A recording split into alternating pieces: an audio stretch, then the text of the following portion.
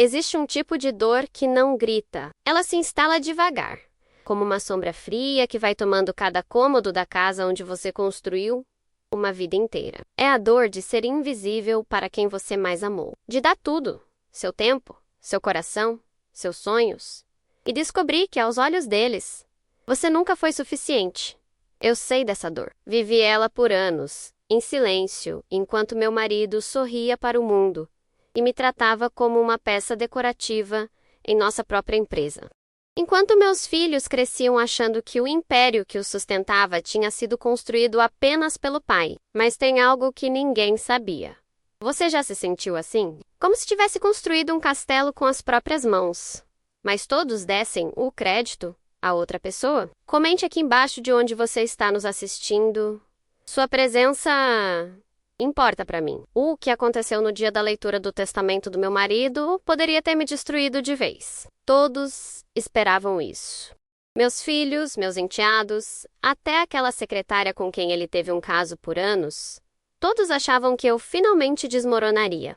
Eles não faziam ideia do que estava por vir. Milhares de mulheres vivem essa mesma realidade, construindo impérios silenciosos, sustentando famílias inteiras e nunca recebendo um grama de reconhecimento. Nós somos as rainhas invisíveis de reinos que o mundo insiste em atribuir a outros. Mas no final dessa história, você vai entender uma verdade que mudou minha vida. O silêncio estratégico é mais poderoso que 1000 palavras de defesa. E a vingança mais devastadora não é a raiva, é a revelação da verdade. Porque quando aquele advogado abriu o envelope e leu as últimas vontades do meu marido, dividindo meu império entre amantes e filhos ingratos, e o Naucorei, eu sorri. Você não está sozinha nessa jornada. Todas nós já amamos demais, doamos demais e fomos esquecidas. Mas existe um poder imenso em se reerguer, e você está prestes a descobrir como a dor da invisibilidade não machuca apenas o ego. Ela arranca pedaços da sua alma, porque não é sobre dinheiro ou reconhecimento público. É sobre olhar nos olhos de quem você amou e perceber que, para eles, você nunca existiu de verdade. Eu construí aquela companhia aérea do zero. Enquanto meu marido Charles brilhava em jantares e dava entrevistas, eu estava nos hangares às 5 da manhã, negociando com fornecedores, resolvendo crises, assinando contratos. Meu nome nunca apareceu em revista. Minha foto nunca estampou capa de jornal. E sabe o que é pior? Eu aceitei. Por anos. Aceitei ser a sombra, achando que aquilo era amor, era parceria, era o preço de um casamento. Até o dia em que ele morreu, e eu descobri que, além de me apagar, ele tentou me roubar. O amor, quando vira traição, é como um espelho estilhaçado. Você ainda vê reflexos do que foi, mas já não reconhece o próprio rosto nele. E foi naquele momento, sentada naquela sala sufocante, cheia de abutres esperando migalhas, que eu percebi. Ninguém viria me salvar. Ninguém se levantaria por mim. Eu teria que fazer isso sozinha. E fiz. Deixe um coração nos comentários se você já sentiu que precisou se levantar sozinha, quando todos ao seu redor esperavam que você desistisse. Sua história também é importante. A manhã da leitura do testamento foi um dia cinzento. Lembro do céu pesado, carregado de nuvens escuras que pareciam pressagiar tempestade. Eu acordei cedo, como sempre, e tomei meu café sozinha na varanda da casa que construímos juntos. A casa que eu decorei, onde criei meus filhos, onde passei noites em claro, resolvendo problemas da empresa, enquanto Charles dormia tranquilo. Tudo naquela casa tinha minha marca, meu toque, meu suor. Mas para o mundo, era a casa dele. Vesti meu terno preto mais elegante. Não por luto, embora fosse apropriado, mas porque eu sabia que precisaria de armadura naquele dia. Prendi meu cabelo, coloquei meus brincos de pérola, aqueles que minha mãe me deu antes de morrer, e olhei para o espelho. A mulher que me encarava de volta tinha 72 anos, rugas que contavam histórias de décadas de luta e olhos que ainda brilhavam com algo que muitos confundiam com fragilidade. Mas não era fragilidade. Era cálculo. O escritório do advogado ficava no centro da cidade, num daqueles prédios antigos com elevadores lentos e corredores que cheiram a madeira envelhecida e segredos guardados. Cheguei pontualmente às 10 da manhã. Sempre fui pontual. Charles costumava se atrasar para tudo, achando que isso demonstrava importância. Eu aprendi que pontualidade demonstra respeito. E naquele dia, eu queria estar no controle. A sala de reuniões já estava cheia quando entrei. Meus 3 filhos, sentados de um lado da mesa comprida, do outro lado. Os dois enteados que Charles teve no primeiro casamento. Aqueles que nunca me aceitaram e sempre me trataram como uma intrusa. E ali, de pé perto da janela, fingindo discrição, mas exalando presunção, estava ela, Melissa, a secretária. 38 anos, loira, com aquele sorriso que ela devia achar sedutor, mas que para mim sempre pareceu calculado demais. O silêncio quando entrei foi ensurdecedor. Todos os olhos se voltaram para mim, alguns com piedade, outros com curiosidade mórbida. Melissa me olhou com algo que só posso descrever como triunfo mal disfarçado. Ela achava que tinha vencido. Pobre criatura, me sentei na cabeceira da mesa. Não porque alguém me convidou, mas porque aquele sempre foi meu lugar, mesmo quando ninguém reconhecia. O advogado, um homem de meia idade chamado Dr. Henrique, ajustou os óculos nervosamente e pigarreou. Ele evitava meu olhar. Interessante? Antes que ele começasse, meu filho mais velho, Thomas, se inclinou na cadeira e disse, com aquele tom condescendente que ele aprendeu com o pai: Mãe, esperamos que você entenda que papai sempre quis o melhor para todos nós, sempre quis o melhor. Como se eu fosse uma criança precisando de explicações sobre o homem com quem dividi 47 anos de vida. Como se eu não soubesse exatamente quem Charles era, com todos os seus defeitos suastraicos, sua necessidade patológica de ser adorado. Eu apenas sorri e disse: Continue, Dr. Henrique. Estamos todos ansiosos para ouvir. O advogado assentiu, abriu a pasta de couro gasta e retirou o envelope. O silêncio voltou, ainda mais pesado. Eu podia ouvir a respiração ansiosa de Melissa, o tamborilar nervoso dos dedos de minha filha Rebecca na mesa, o ranger da cadeira, quando meu enteado mais novo se ajeitou, provavelmente já contando mentalmente sua parte da herança. Dr. Henrique começou a ler. A voz dele era monótona, profissional, mas eu conseguia detectar o desconforto por trás de cada palavra. Eu, Charles Montgomery Sullivan, em pleno gozo de minhas faculdades mentais, declaro este como meu último testamento. A companhia aérea Skywing, com todos os seus ativos, aeronaves, rotas e contratos, será dividida da seguinte forma. E ali começou. 50% para os filhos divididos igualmente. 20% para os enteados. 15% para Melissa, acompanhados da casa de veraneio em Aspen e uma pensão vitalícia. 10% para instituições de caridade que levariam o nome dele, obviamente. E, para mim, 5% das ações. E a casa principal. A casa que eu decorei, a migalha, a esmola, o tapa na cara, disfarçado de generosidade. Enquanto o advogado lia, eu observava as reações. Thomas tentava parecer solene, mas eu via o alívio nos olhos dele. Rebecca mordia o lábio, dividida entre o constrangimento e a ganância. Os enteados nem se davam ao trabalho de esconder a satisfação. E Melissa?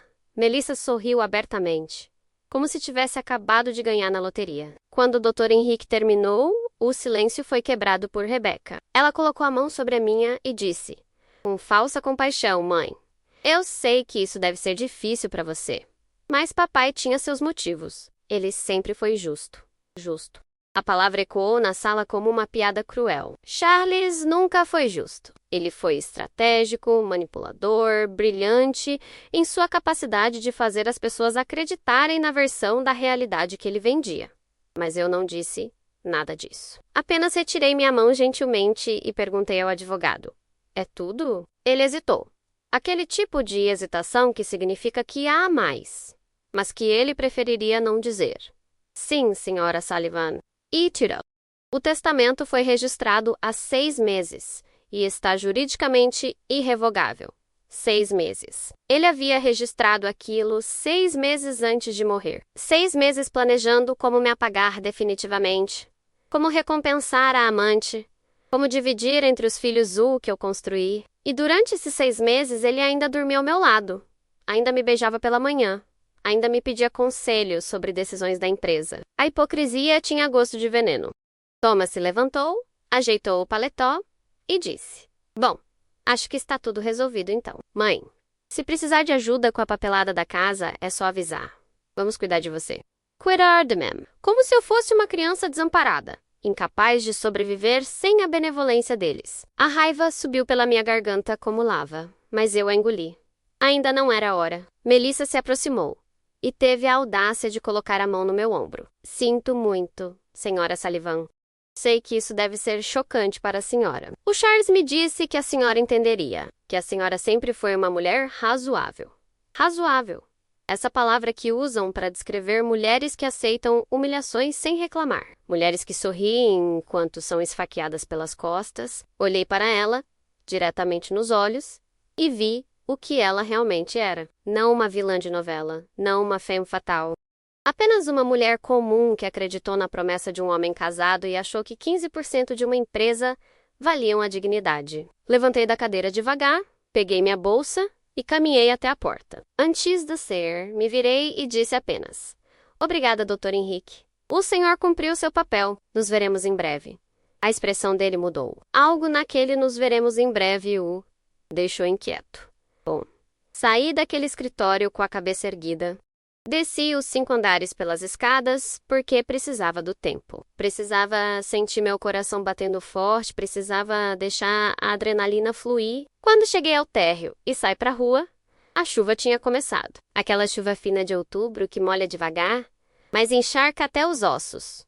Não abri o guarda-chuva. Deixei que a água caísse no meu rosto, misturando-se com as lágrimas que eu finalmente permiti que escapassem. Mas não eram lágrimas de derrota. Eram lágrimas de raiva. De uma fúria tão profunda que eu precisava liberar antes que me consumisse. Ali, naquela calçada, enquanto pessoas passavam apressadas me olhando com curiosidade, eu tomei uma decisão. Charles havia subestimado a mulher com quem casou. Todos eles subestimaram. E eu faria questão de que se arrependessem. Se você já foi subestimada, se já sentiram que te trataram como se você não tivesse valor, deixe um comentário. Você não está sozinha. Nós somos mais fortes do que eles imaginam. Voltei para casa, encharcada. A empregada, Dona Maria, que trabalha comigo há 20 anos, ficou apavorada ao me ver. "Senhora Helena, pelo amor de Deus, a senhora está gelada. Vou preparar um chá quentinho." Mas eu não queria chá. Queria respostas. Subi direto para o escritório de Charles, aquele santuário masculino onde ele passava horas trancado. Onde eu raramente entrava porque ele dizia que precisava de privacidade para pensar. Privacidade para pensar. Privacidade para planejar como me trair. Abri a porta com força. O cômodo ainda cheirava a ele. Aquela mistura de perfume caro e charutos cubanos. As paredes forradas de livros que ele nunca leu, apenas comprava para impressionar visitas. A mesa de mogno, sempre impecavelmente organizada. Comecei a abrir gavetas. Procurava algo, qualquer coisa que me desse uma pista, uma arma, uma saída. Na terceira gaveta, encontrei uma pasta. Nada de especial na aparência. Apenas uma pasta Manila comum. Mas quando abri, meu coração quase parou. Eram documentos da empresa, contratos. Mas não eram os contratos oficiais que eu conhecia. Eram versões diferentes. Versões onde meu nome aparecia. Não como esposa. Não como decoração, mas como cofundadora, como sócia majoritária, como a verdadeira proprietária de 51% da Skyway Airlines. Minhas mãos tremiam enquanto lia. Aqueles documentos tinham mais de 40 anos. Eram os papéis originais da fundação da empresa. E ali, em preto e branco, estava a verdade que Charles passou décadas escondendo. Quando começamos a Skyway, eu não era apenas a esposa apoiadora. Eu era a investidora principal. O dinheiro que meu pai me deixou de herança, toda aquela fortuna que ele acumulou com a indústria têxtil, foi o que financiou a compra da primeira aeronave. Foi o que pagou os primeiros funcionários.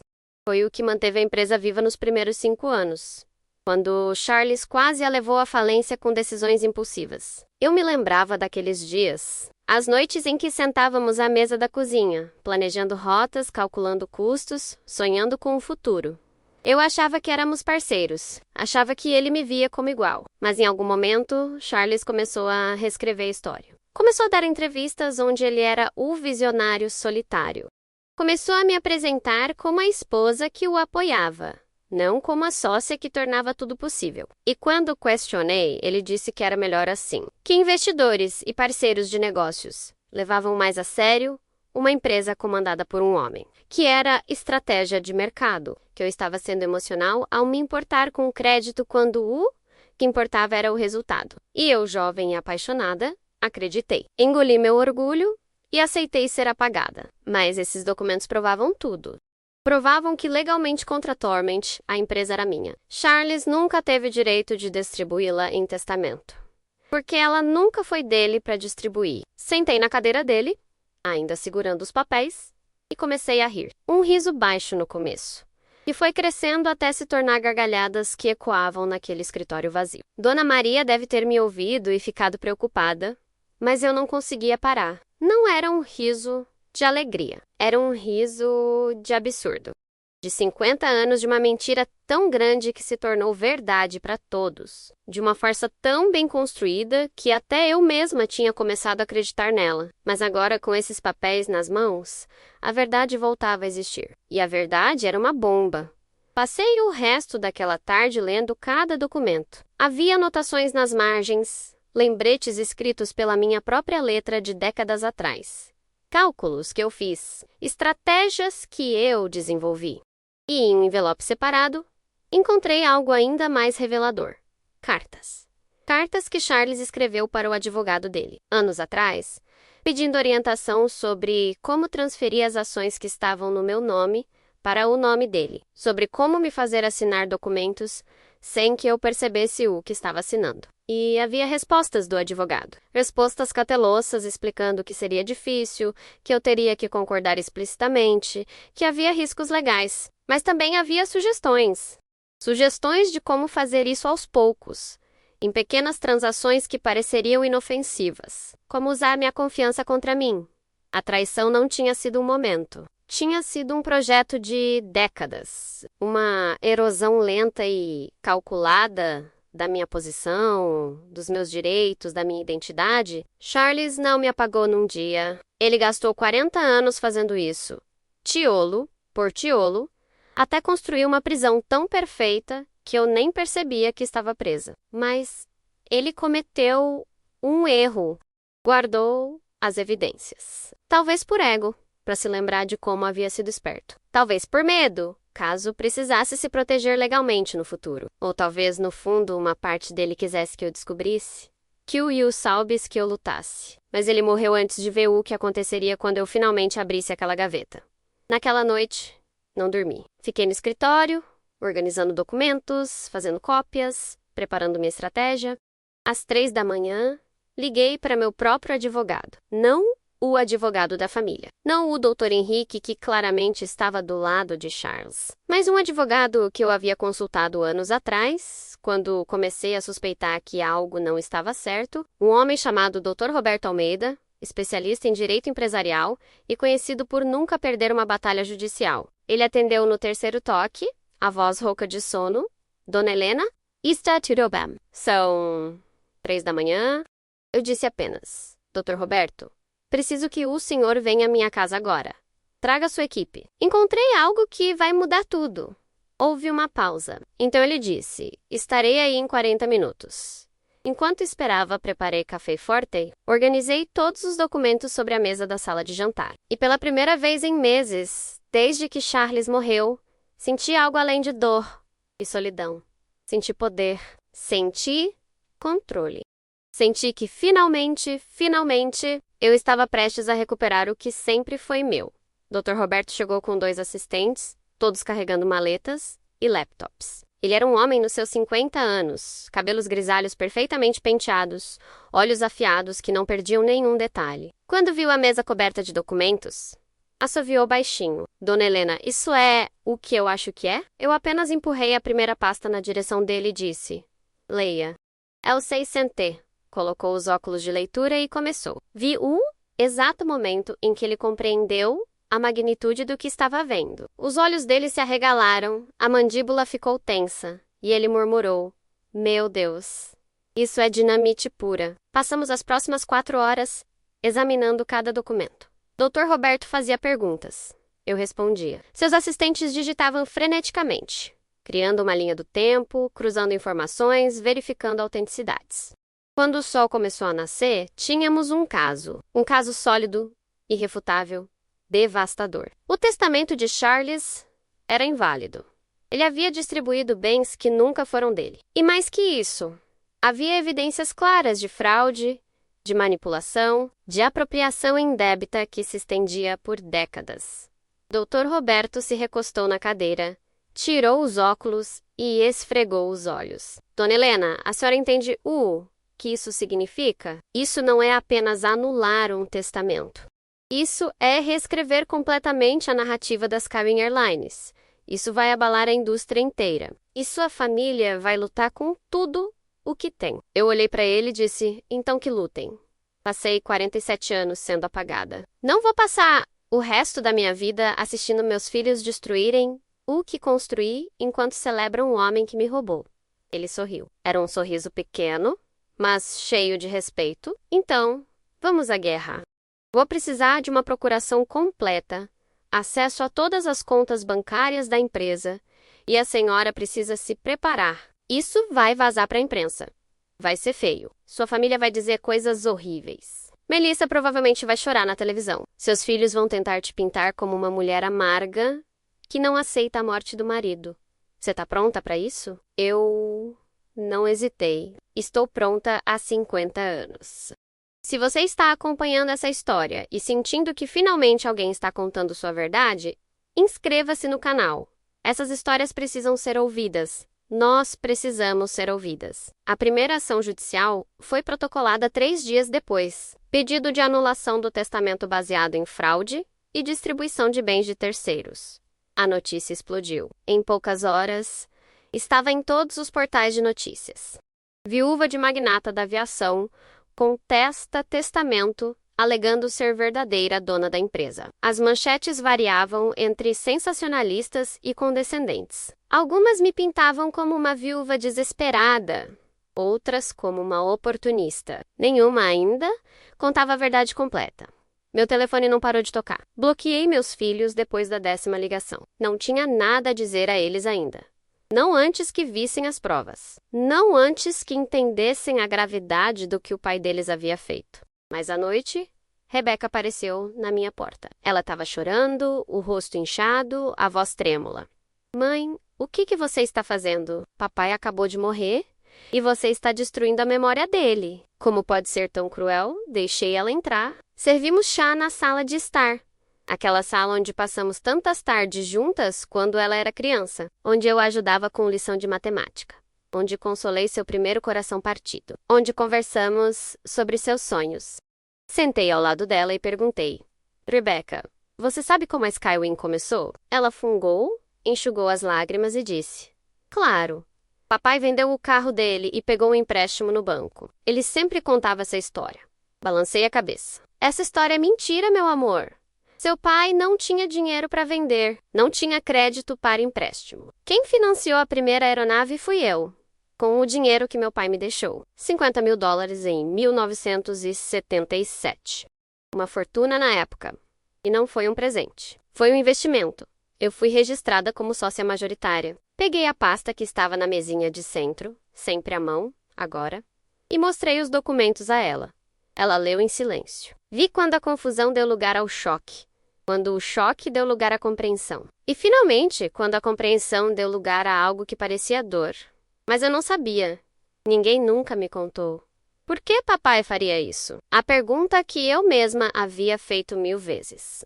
Por que o homem que eu amei escolheu me apagar? Não sei, Rebecca. Talvez ego. Talvez machismo. Talvez ele realmente acreditasse que homens merecem crédito por trabalho que mulheres fazem. Ou talvez ele simplesmente pudesse fazer isso e escolheu fazer. Ela ficou em silêncio por um longo tempo. Então disse, baixinho, isso significa que tudo o que ele nos deixou não era dele para deixar. Eu assenti. Significa exatamente isso. O testamento divide algo que ele não possuía. E vocês, sem saber, estavam prestes a roubar de mim, não com maldade, eu sei.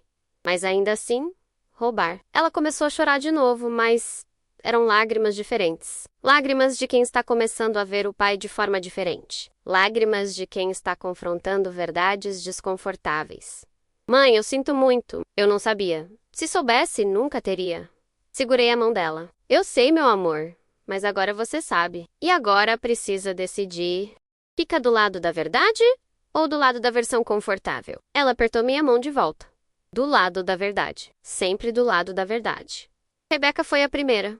Thomas levou mais tempo. Ele apareceu uma semana depois. Não chorando como a irmã, mas furioso. Entrou na casa aos berros. Você está destruindo o legado dele. Tá arruinando o nome da nossa família por dinheiro, mãe. Você realmente precisa tanto de dinheiro que vai manchar a memória do papai? Eu o deixei gritar. Deixei que colocasse para fora toda a raiva, toda a frustração. Quando ele finalmente parou, exausto, eu disse calmamente: sente-se, Thomas. Vou te contar uma história. E contei. Não mostrei documentos primeiro. Contei sobre os primeiros anos. Sobre como eu negociava com fornecedores enquanto seu pai aprendia a pilotar. Sobre como eu administrava as finanças enquanto ele fazia amigos em coquetéis. Sobre como eu estava nos hangares às 5 da manhã enquanto ele dormia. Sobre cada decisão crucial que salvou a empresa de falir. E então, apenas então, mostrei as provas. Thomas não chorou, mas vi algo quebrar dentro dele. Aquela imagem dourada do pai herói, do empresário self-made, do homem que construiu um império do nada, tudo desmoronando diante da verdade documentada. Ele ficou olhando para os papéis por tanto tempo que achei que não fosse mais falar. Então disse, a voz estranhamente vazia: por que você nunca nos contou antes? Por que deixou a gente acreditar numa mentira a vida toda? Porque eu mesma acreditei nela. Porque seu pai era tão bom em contar histórias que até eu comecei a questionar minhas próprias memórias. Porque toda vez que eu tentava reivindicar meu espaço, ele me fazia sentir egoísta. Me fazia sentir que eu estava prejudicando a empresa ao querer reconhecimento. E por que, Thomas? Eu amava seu pai. E a gente faz coisas terríveis por amor. A gente se apaga, a gente engole verdades. A gente aceita menos do que merece. Você ainda ama ele? A pergunta me pegou desprevenida. Eu? Tinha pensado nisso? Fechei os olhos e busquei dentro de mim. Naquele lugar onde o amor vive, ou costumava viver, eu amei o homem que ele poderia ter sido. Amei o parceiro que ele fingiu ser no começo. Mas o homem que ele realmente era? O homem que sistematicamente me roubou durante décadas? Neil Thomas. Esse homem eu não amo. Esse homem eu nem conheço. Ele assentiu lentamente. Levantou, caminhou até a janela e ficou olhando para o jardim. O jardim que eu plantei, árvore por árvore, flor por flor. Finalmente disse: o que vai acontecer agora? Eu respirei fundo. Agora vamos ao tribunal. E ou vocês ficam do meu lado, do lado da verdade e da justiça, ou ficam do lado de uma mentira confortável. Não vou obrigá-los. Não vou manipulá-los. Mas vou lutar. Com vocês ou sem vocês? Thomas se virou, me olhou nos olhos e disse algo que nunca vou esquecer. Eu fico do seu lado, mãe. Devia ter ficado desde sempre. Me desculpe por não ter visto antes. E com isso, começou a mudar o jogo. Com Rebecca e Thomas do meu lado, a narrativa começou a mudar. Não era mais a viúva louca contra a família. Era uma parte da família reconhecendo a verdade e apoiando a justiça. Os enteados, por outro lado, dobraram a aposta. Contrataram seus próprios advogados e começaram uma campanha de difamação. Deram entrevistas dizendo que eu sempre fui ciumenta do sucesso do pai deles, que eu estava senil, que estava sendo manipulada por advogados gananciosos que queriam uma fatia da herança. Uma revista publicou uma matéria me chamando de viúva negra. Outra sugeriu que eu havia forjado os documentos. A internet, esse tribunal sem juiz, me condenou antes mesmo de apresentar minha defesa. Mas eu tinha passado tempo demais sendo silenciada para me deixar calar. Agora, Dr. Roberto sugeriu que fizéssemos uma coletiva de imprensa. Mostre os documentos. Conte sua história. Deixe que vejam a mulher real, não a caricatura que estão pintando. A princípio, resisti. Nunca fui de holofotes. Charles era quem brilhava em entrevistas. Eu sempre preferi os bastidores. Mas então percebi. Esse era exatamente o problema. Eu passei a vida nos bastidores, enquanto outros levavam o crédito. Não, homens. A coletiva foi marcada para uma terça-feira de manhã, no hotel mais luxuoso da cidade. Dr. Roberto queria impacto visual, elegância, poder. Cheguei vestindo um terno branco imaculado. Meu cabelo impecavelmente arrumado, usando as joias que eu mesma comprei com meu próprio dinheiro ao longo dos anos. Quando entrei naquela sala cheia de jornalistas, câmeras e flashes, senti algo que não sentia há décadas. Senti que pertencia àquele espaço. Sentei à mesa, os microfones apontados para mim como pequenos juízes aguardando meu testemunho. Dr. Roberto fez uma breve introdução, explicando os aspectos legais básicos. Então passou a palavra para mim. O silêncio que se fez era pesado de expectativa. Eles esperavam uma mulher frágil, talvez chorosa, talvez confusa. Não era isso que veriam. Comecei falando devagar, a voz firme. Meu nome é Helena Margaret Sullivan, tenho 72 anos, sou viúva há 2 meses. E sou a verdadeira fundadora e proprietária majoritária da Skyway Airlines. Pude ver o choque nos rostos. Uma jornalista na primeira fila anotou freneticamente. Outra apontou a câmera diretamente para mim. Continuei. Em 1977, investi $50 mil, toda a herança que recebi do meu pai, para comprar nossa primeira aeronave. Não era dinheiro do meu marido, era meu. E em troca desse investimento, fui registrada como sócia majoritária com 51% das ações. Levantei o primeiro documento, o original amarelado pelo tempo, mas com as assinaturas perfeitamente visíveis. Isso é o contrato de fundação da empresa. Meu nome está aqui, minha assinatura está aqui, minha propriedade está documentada aqui. Durante os próximos 45 minutos, apresentei documento após documento. Contratos, registros bancários, correspondências.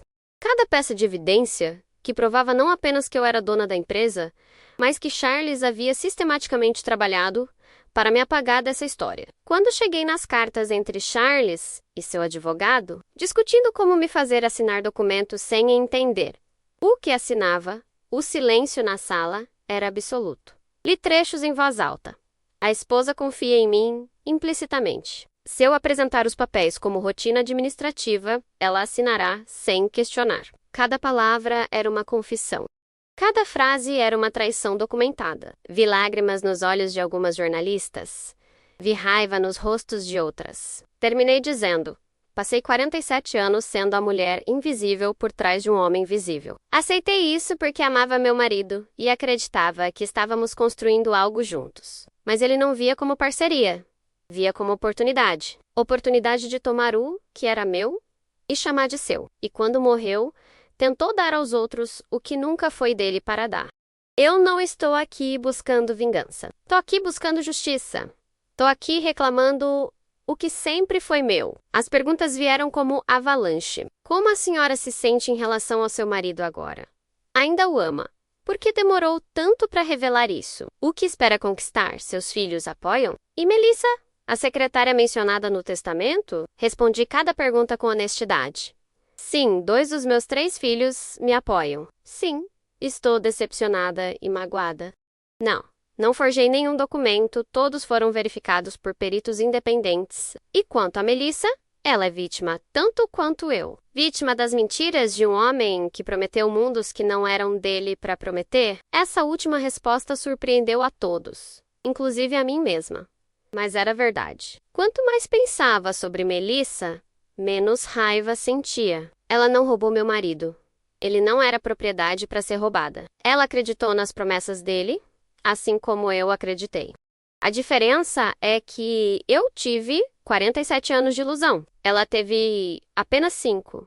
Em certo sentido, ela escapou mais cedo. A coletiva terminou com um último comentário meu. Para todas as mulheres assistindo isso, que construíram impérios silenciosos, que trabalharam na sombra enquanto outros brilhavam na luz, que tiveram seus nomes apagados de histórias que ajudaram a escrever, esta luta é por vocês também. Não aceitem invisibilidade. Não aceitem migalhas. Não aceitem que digam que vocês são emocionais quando reivindicam o que é seu. Vocês merecem crédito. Vocês merecem reconhecimento. Vocês merecem justiça. O vídeo viralizou. Em 24 horas, tinha milhões de visualizações. Mulheres do mundo inteiro começaram a compartilhar suas próprias histórias nos comentários. Histórias de trabalho não reconhecido, de ideias roubadas por colegas homens, de empresas construídas em parceria, mas registradas apenas no nome dos maridos. Era uma onda de raiva coletiva, de validação mútua, de solidariedade feminina que atravessava fronteiras e gerações. Hashtags surgiram. Mulheres invisíveis, donas da história. Justiça para Helena. O movimento ganhou força própria. Maior que meu caso individual. Tornou-se símbolo de algo maior, mais profundo, mais urgente. Empresas começaram a revisar seus registros históricos. Universidades começaram a pesquisar quantas mulheres haviam sido apagadas de histórias de sucesso. Museus começaram a adicionar placas mencionando as esposas. Mães e irmãs que contribuíram para invenções e descobertas creditadas apenas a homens. Eu tinha começado buscando justiça pessoal.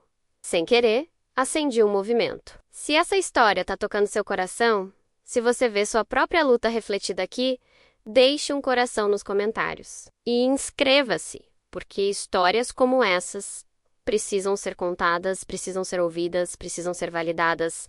O julgamento foi marcado para 3 meses depois. 3 meses de preparação intensa. Dr. Roberto e sua equipe trabalhavam 16 horas por dia. Cada documento foi autenticado por 3 peritos diferentes. Cada testemunha foi preparada, cada argumento foi refinado até a perfeição. Os advogados da outra parte tentaram de tudo. Pediram adiamento, questionaram a validade dos documentos. Tentaram provar que eu estava mentalmente incapaz. Sugeriram que eu havia sido coagida por meus próprios advogados. Nada funcionou. A verdade, quando bem documentada, é inabalável. Na semana antes do julgamento, algo inesperado aconteceu. Melissa me procurou. Apareceu na minha casa sem avisar, no meio da tarde. Dona Maria veio me avisar, claramente desconfortável. A moça tá aqui, Dona Helena. Aquela do testamento. Diz que precisa falar com a senhora. Meu primeiro instinto foi recusar, mas curiosidade venceu. Mandei que a deixasse entrar. Ela estava diferente da última vez que vi. Menos maquiagem Rupes May Simples. Olhos vermelhos de tanto chorar. Sentou na ponta do sofá, nervosa, retorcendo as mãos. Demorou um tempo até conseguir falar. Eu só queria dizer que sinto muito. E o Noah sabia. Ele me disse que a senhora não se importava com a empresa, que estava pronta para se aposentar, que o casamento de vocês estava acabado há anos. Mentiu para mim também.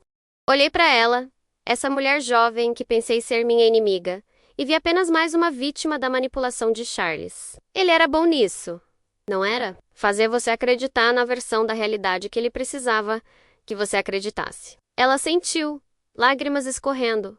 Eu realmente achei que ele me amava, que ia deixar a senhora e ficar comigo. Passei 5 anos esperando, acreditando. E então ele morreu e descobri que era só mais uma entre várias. Que ele tinha outros casos, outras promessas, outras mentiras. Várias. A palavra escapou antes que eu pudesse segurá-la. Ela me olhou com algo parecido com pena. A senhora realmente não sabia? Ele tinha pelo menos 3 relacionamentos que eu saiba. Talvez mais. E nenhuma de nós era especial. Éramos apenas convenientes. O choque devia estar estampado no meu rosto porque ela continuou rapidamente. Desculpe, eu não devia ter dito. É que descobri isso, perceber que nem mesmo a traição era especial, que era apenas um padrão, me fez entender que a senhora foi enganada tanto quanto eu, pior até, porque foi por tanto tempo. Fizemos chá? Parece absurdo. 2 mulheres traídas pelo mesmo homem tomando chá civilizadamente. Mas era exatamente o que precisávamos.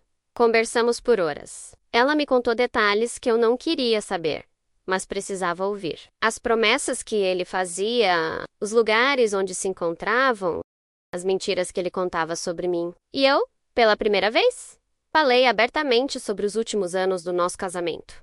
Sobre a frieza crescente, sobre como ele dormia cada vez mais tarde no escritório, sobre como paramos de conversar sobre coisas reais e começamos apenas a coexistir. Quando ela foi embora, já era noite. Antes do Sari, ela disse algo que ficou ecoando na minha cabeça. A senhora é a mulher mais forte que já conheci. Eu teria desmoronado, mas a senhora transformou a dor em poder. Espero conseguir fazer o mesmo algum dia. Eu segurei a mão dela por um momento. Você vai conseguir. Somos mais fortes do que eles nos ensinaram a acreditar. Somos mais fortes do que nós mesmas acreditamos. Naquela noite, sozinha novamente, percebi algo. A raiva que carreguei por semanas tinha se transformado. Não era mais aquela fúria cega que queima tudo no caminho. Era algo mais frio, mais focado, mais poderoso. Era determinação.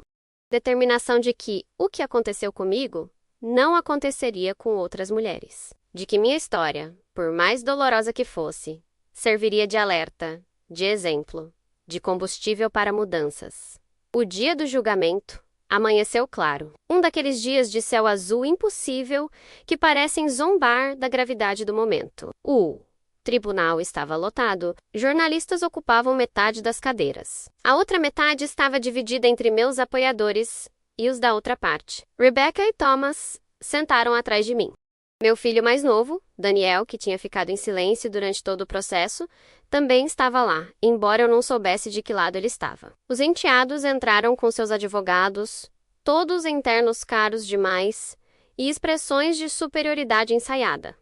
Melissa não veio. Soube depois que ela havia aberto mão de sua parte no testamento e saído do país. Foi para a Itália, diziam. Para começar de novo, longe de todo esse circo. Now a culpa. A juíza era uma mulher na casa dos 60. Cabelos grisalhos, presos num coque severo, olhos que pareciam ter visto todas as injustiças do mundo e, ainda assim, mantinha alguma esperança na lei. Juíza Carolina Mendes, conhecida por ser implacável com fraudes e profundamente comprometida com precedentes legais. Quando ela entrou, todos se levantaram. O silêncio que se seguiu era carregado de expectativa. O advogado da outra parte, um homem chamado Dr. Augusto Ferreira, começou sua argumentação. Ele era eloquente. Tinha que admitir. Pintou Charles como visionário e a mim como esposa dedicada, mas não envolvida nos negócios. Sugeriu que os documentos que apresentei eram autênticos, mas desatualizados. Que acordos posteriores haviam alterado a distribuição de ações. Que eu havia concordado verbalmente com mudanças que nunca foram formalizadas. Era uma teia de meias-verdades e suposições, habilmente tecida para parecer plausível. Então foi a vez de Dr. Roberto. Ele não elevou a voz. Now precise, apresentou documento após documento, cada um destruindo um argumento da defesa, mostrou que nunca houve transferência legal de ações, que todos os supostos acordos verbais violavam a lei de sociedades, que as cartas entre Charles e seu advogado constituíam evidência clara de intenção fraudulenta. E então, a bomba final apresentou testemunhas. Funcionários antigos da Skywing, que trabalharam comigo desde o início, pessoas que me viram nos hangares, nas negociações, nas reuniões estratégicas. Um por um, testemunharam. Dona Helena era quem realmente comandava. O Sr. Charles era o rosto público, mas todas as decisões importantes passavam por ela. Ela salvou a empresa da falência pelo menos 3 vezes nos primeiros 10 anos. Sem ela, não existiria a Skywing. As palavras deles eram simples, diretas, devastadoras em sua honestidade. O momento mais poderoso veio quando chamaram Dona Carmen, minha primeira funcionária. Ela tinha 86 anos agora, aposentada há uma década, mas fez questão de vir depor. Caminhou até o banco das testemunhas apoiada numa bengala. Mas quando começou a falar, a voz era forte. Trabalhei com Dona Helena desde o primeiro dia. Vi ela limpar aviões, negociar com pilotos, estudar regulamentações até a madrugada. Vi ela grávida de 7 meses carregando caixas, porque não tínhamos dinheiro para contratar mais pessoas. Vi ela chorar de cansaço e se levantar no dia seguinte para fazer tudo de novo. E vi o Sr. Charles levando crédito, entrevista após entrevista, enquanto ela ficava em casa cuidando dos filhos dele. Dona Carmen se virou diretamente para mim e disse: Dona Helena, eu deveria ter falado antes. Todos nós deveríamos. Tínhamos medo de perder o emprego do Causer Problems. Mas a senhora merece que a verdade seja dita. A senhora sempre mereceu. Não consegui segurar as lágrimas. Pela primeira vez em todo aquele processo, chorei. Não de tristeza, mas de validação. Do finalmente, ter minhas décadas de trabalho reconhecidas por quem estava lá, por quem viu, por quem sabia. A juíza pediu um intervalo. 40 minutos de espera angustiante. Rebecca segurou minha mão. Thomas ficou ao meu lado, uma presença silenciosa, mas sólida. Daniel se aproximou pela primeira vez e disse baixinho: Desculpa, mãe. Eu devia ter acreditado em você desde o começo. Papai era meu herói e não queria ver a verdade. Mas agora vejo. Estou do seu lado. Com isso, todos os meus filhos estavam comigo. A família que Charles tentou usar contra mim agora estava unida ao meu lado. Havia uma ironia poética nisso. Quando a juíza voltou, O silêncio era absoluto. Ela ajeitou os papéis na frente dela, olhou para ambas as partes e começou. Este é um dos casos mais complexos e, permita-me dizer, mais tristes que já julguei. Triste não pela complexidade legal, que na verdade é bastante clara, mas pela história humana por trás dos documentos. Ela folheou alguns papéis antes de continuar. A evidência apresentada pela autora é irrefutável. Os documentos originais de fundação da empresa são legítimos e mostram claramente que a senhora Helena Margaret Sullivan investiu capital próprio e foi registrada como sócia majoritária com 51% das ações. As tentativas posteriores de transferir essas ações sem consentimento explícito e documentado da proprietária constituem fraude. As cartas apresentadas demonstram intenção clara de apropriação indébita. Pude ouvir suspiros pelo tribunal. O advogado da outra parte fechou os olhos. Dr. Roberto permaneceu impassível, mas vi seus dedos apertarem levemente a caneta. A juíza continuou. O testamento em questão distribui bens que não pertenciam ao falecido Charles Montgomery Sullivan. Portanto, o testamento é declarado nulo na parte referente à Skywing Airlines e todos os seus ativos relacionados. A propriedade de 51% da empresa é restaurada à legítima proprietária, Sra. Helena Margaret Sullivan. O barulho que se seguiu foi ensurdecedor. Jornalistas correndo para sair e transmitir a notícia. Pessoas comemorando ou protestando. Meus filhos me abraçando, Dr. Roberto, finalmente. Mas eu simplesmente sentei ali, deixando tudo acontecer ao meu redor, sentindo o peso de 50 anos de luta finalmente reconhecido oficialmente. A juíza bateu um martelo pedindo silêncio. Ainda não terminei. Quero adicionar algo ao registro oficial deste caso. Esta corte reconhece que o que aconteceu aqui não é um incidente isolado. É sintoma de um problema sistêmico, onde contribuições de mulheres são minimizadas, apagadas ou atribuídas a outros. Espero que este julgamento sirva não apenas para corrigir uma injustiça individual, mas como precedente para que outras mulheres em situações similares busquem justiça. A invisibilidade não pode mais ser aceita como norma. Com isso, ela encerrou a sessão. Lavante devagar, ainda processando. Tenhovense, depois de 50 anos invisível, tinha finalmente recuperado o que sempre foi meu. Mas mais que isso, tinha validado a luta de incontáveis mulheres que viveram e vivem a mesma realidade. Do lado de fora do tribunal, havia uma multidão, principalmente mulheres, de todas as idades, segurando cartazes. Obrigada, Helena. Nós vemos você.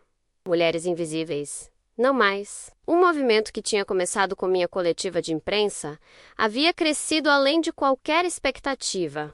Dei uma breve declaração para a imprensa. Hoje não foi apenas uma vitória pessoal. Foi uma vitória para todas as mulheres que trabalham em silêncio, que constroem sem receber crédito, que merecem ter seus nomes nas histórias que ajudam a escrever. Para minhas filhas, netas e todas as meninas que virão, nunca aceitem invisibilidade. Nunca deixem que apaguem vocês. Vocês merecem estar na luz, tanto quanto qualquer homem. As lágrimas nos rostos da multidão me disseram que a mensagem havia sido recebida. Nos meses seguintes, assumi oficialmente como CEO da Skywing Airlines. Foi estranho no começo, ter meu nome na porta, minha foto nos comunicados oficiais, ser apresentada como a fundadora e presidente. Décadas de hábito me faziam querer recuar para as sombras. Mas toda vez que esse impulso surgia, eu me lembrava da juíza dizendo que invisibilidade não podia mais ser aceita como norma. Me lembrava das mulheres do lado de fora do tribunal. Me lembrava de Dona Carmen testemunhando. E ficava exatamente onde estava, na luz, ocupando o espaço que sempre foi meu. A primeira reunião de diretoria que presidi foi surreal. Homens que me ignoraram durante décadas agora se levantavam quando eu entrava na sala. Me chamavam de Senhora Presidente. Pediam minha opinião. No começo achei que era medo. Respeito forçado pela nova ordem das coisas. Mas com o tempo percebi que alguns deles estavam genuinamente aliviados. Aliviados por finalmente poderem reconhecer abertamente o que sempre souberam. Que eu era quem mantinha aquela empresa funcionando, fiz mudanças, não mudanças raivosas ou vingativas, mas mudanças necessárias. Implementei políticas de transparência salarial, descobri que mulheres na empresa ganhavam em média 30% menos que homens, nas mesmas posições. Carnegie, criei um programa de mentoria para mulheres em cargos de liderança. Estabeleci que pelo menos 40% dos cargos executivos deveriam ser ocupados por mulheres nos próximos 5 anos. Alguns diretores reclamaram. Disseram que era exagero, que era política de identidade, que devíamos contratar pelo mérito. Respondi que mérito era exatamente o que estávamos buscando, mas que durante décadas o mérito feminino tinha sido sistematicamente ignorado. Agora estávamos corrigindo isso. A empresa prosperou. Nos primeiros 6 meses sob minha liderança oficial, a Skywing teve o melhor desempenho financeiro da história. Expandimos para 3 novas rotas internacionais. Renovamos a frota com aeronaves mais eficientes e ecológicas. Fomos reconhecidos como uma das melhores empresas para mulheres trabalharem. A ironia não passou despercebida. Durante todos aqueles anos em que Charles levava o crédito, a empresa crescia apesar dele, não por causa dele. Agora que eu estava oficialmente no comando, estava claro para todos que sempre tinha sido assim. Mas a transformação mais profunda não foi na empresa. Foi em mim. Passei 72 anos me moldando para caber nas expectativas dos outros. A filha obediente, a esposa dedicada, a mãe sacrificada, a sócia silenciosa. Sempre me fazendo menor para que outros parecessem maiores. E agora, pela primeira vez, eu estava permitindo que minha verdadeira dimensão fosse vista. Era aterrorizante e libertador ao mesmo tempo. Comecei a dar palestras. Universidades me convidavam para falar sobre empreendedorismo. Conferências de mulheres me queriam, como keynote speaker. Programas de televisão pediam entrevistas. No começo, recusei a maioria. Não me via como palestrante. Mas Dr. Roberto, que tinha se tornado não apenas meu advogado, mas um verdadeiro amigo, me disse algo que mudou minha perspectiva. Helena, você passou 70 anos calada. Tem uma geração inteira de mulheres precisando ouvir sua voz. Não se cale agora. Então comecei a falar. E descobri que tinha muito a dizer. Falei sobre as pequenas formas como mulheres são silenciadas. Como somos interrompidas em reuniões. Como nossas ideias são ignoradas. Até que um homem repete a mesma coisa. Como nos ensinam a pedir desculpas por ocupar espaço. Como absorvemos a mensagem de que nosso valor está em apoiar, não em liderar. E falei sobre resistência, sobre a força que existe em se levantar depois de ser derrubada, sobre transformar invisibilidade em visibilidade, sobre reivindicar o que é seu, mesmo quando todos dizem que você está sendo difícil, complicada, emocional. As histórias que recebi foram de partir o coração. Mulheres me escreviam contando sobre dissertações que foram publicadas no nome dos orientadores. Sobre negócios que fundaram, mas registraram no nome dos maridos, por questões de crédito. Sobre invenções que criaram, mas foram patenteadas por colegas. Sobre anos de trabalho que resultaram em promoções para homens menos qualificados. E a pergunta era sempre a mesma. Como você encontrou coragem? Como você se levantou? Como você lutou? Minha resposta era sempre honesta. Eu não encontrei coragem. A coragem me encontrou quando não havia mais alternativa. Quando a dor de continuar invisível se tornou maior que o medo de ser vista. Quando percebi que tinha mais a perder ficando em silêncio do que arriscando minha voz. E que não foi um momento heróico. Foi uma acumulação de pequenas decisões, pequenas resistências, pequenos atos de reivindicar espaço, até que esses atos se tornaram uma revolução pessoal. 1 ano depois do julgamento, Rebecca me procurou com uma proposta. Mãe, e se criássemos uma fundação? Algo focado em ajudar mulheres a reivindicarem propriedade intelectual e crédito profissional. Assessoria jurídica gratuita, suporte para documentação, orientação para mulheres em situações parecidas com a sua. A ideia era perfeita. Usaríamos minha história não apenas como símbolo, mas como ferramenta prática para mudança. Criamos a Fundação Mulheres Visíveis.